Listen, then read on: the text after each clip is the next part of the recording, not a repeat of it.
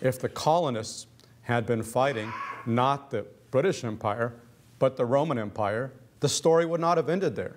The Romans did not make a habit of giving up after a few battlefield defeats.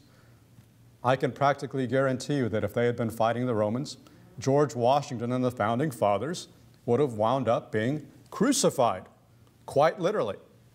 The fact that this did not happen in their war against the British Empire is because of a development that the Romans did not have to worry much about, which was public opinion. And this seems an appropriate place to discuss this subject because we are, of course, standing in a replica of the Virginia House of Burgesses.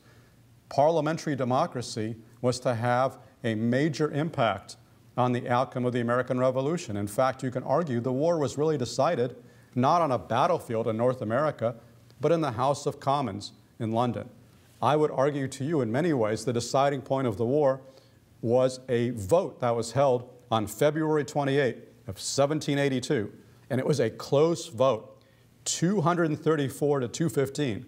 It could have gone either way, but by that slim margin, the House of Commons voted to discontinue offensive operations in North America. This was a stinging blow to Lord North, whose Tory ministry had been bent on fighting the American rebels as hard as possible. It led to the resignation of Lord North and to the rise of Lord Rockingham and his Whigs, who had been committed all along to a policy of conciliation with their American brethren.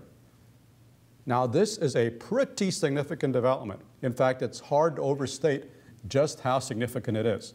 Here was this great power, the superpower of its day, not truly defeated on the battlefield, and yet deciding to give up the battle because public opinion, a term that was only coined in 1776, that fateful year, because public opinion had turned against the war.